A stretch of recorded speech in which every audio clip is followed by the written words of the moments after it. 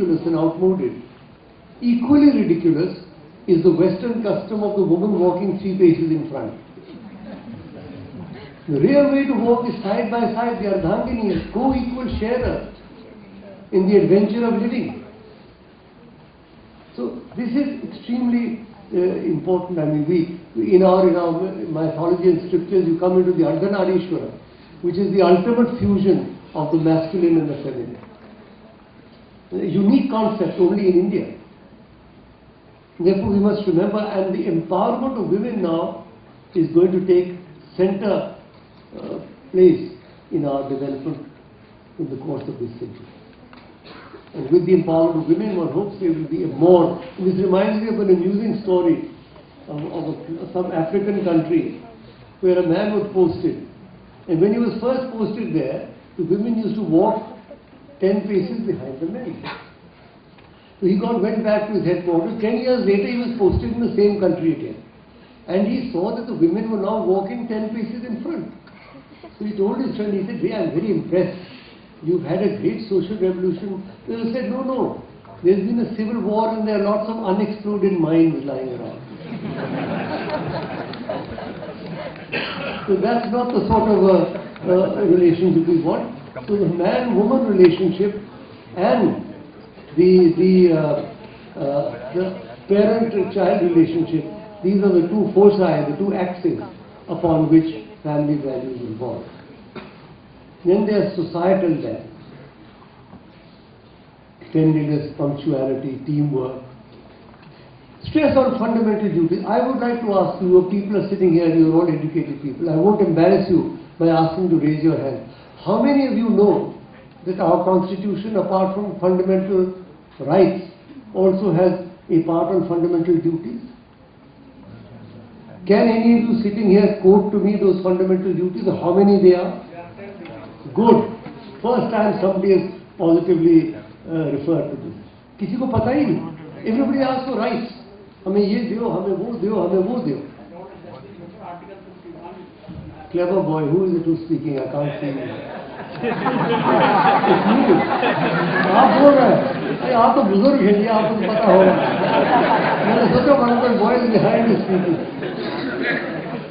So the thing, because I was on the drafting committee of these fundamental duties. So Sardar Swaran Singh presided over it, and I was on the drafting committee.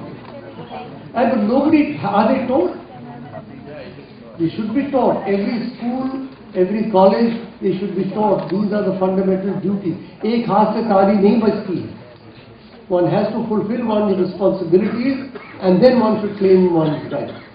So societal values are encapsulated in the fundamental duties which are found in our constitution. And I think it's very important that they should be widely taught. So I've talked of family values, of societal values, then there are interfaith values. We are a land of multiple faiths. We've always been a land of multiple faiths, and now we are a land of multiple faiths, but there has been a resurgence of fanaticism and fundamentalism. What I am involved in also is what is known as the interfaith movement. It is a movement that seeks to bring together people of different religious persuasions in a harmonious dialogue, not a shastra to prove the superiority or inferiority, but in an attempt to bring about a better understanding between various religions. And this movement can be said to have started in 1893 with the first Parliament of the World's Religions, which was held in Chicago. And that was where Swami Vivekananda, by a strange concatenation of circumstances, he arrived there and made a tremendous impact. Then in the 20th century, a large number of interfaith organizations came into being, including one which I head worldwide, the Temple of Understanding. We had numerous conferences around the world. In 1993, the second Parliament was held again in Chicago. In 1999, the third Parliament was held in Cape Town, South Africa. 2004 in Barcelona, Spain. And this year, 2009, in Melbourne, in December, the fifth Parliament is being held. But apart from these big parliaments, there are lots and lots of meetings taking place. But unfortunately, this movement has not really become central yet. Our hope was that as the environmental movement moved from the periphery to the center of human consciousness in 20 years, the interfaith movement would also move, but it is still peripheral. Crores of rupees are spent on individual religions, on temples, on mosques, on gurdwaras and churches. But this is nobody's baby, and therefore there's a woeful lack of support. Whereas our tradition again teaches us.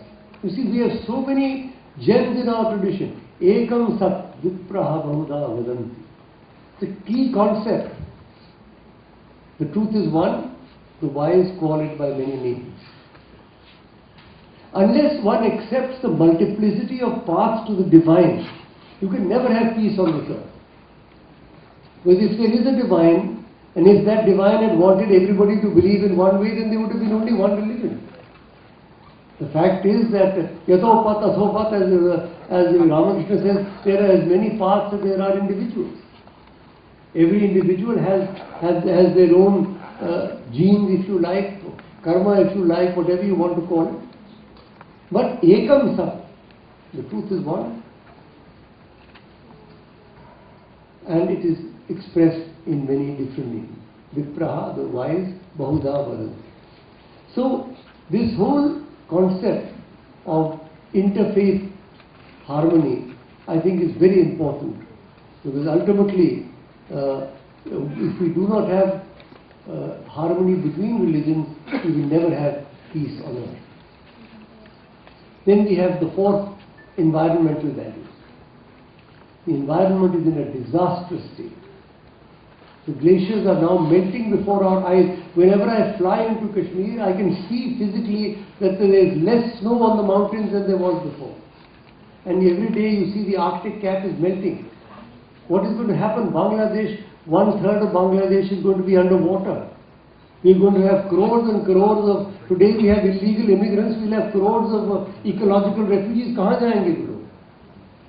Many countries will disappear from the face of the earth. Our global warming and our the whole carbon monoxide problems and carbon dioxide, the whole thing is going to become disastrous. I was on the Indian delegation in 1972 to the first conference of the human environment in Stockholm. Mrs. Gandhi led the delegation. And 30 years it has been calamitous. So we have got to take our own initiatives in this matter. It doesn't matter what other countries are doing. We don't have to be pushed by other countries. We ourselves should be spearheading the environmental movements in our country. And unless these values are taught to our children, how will they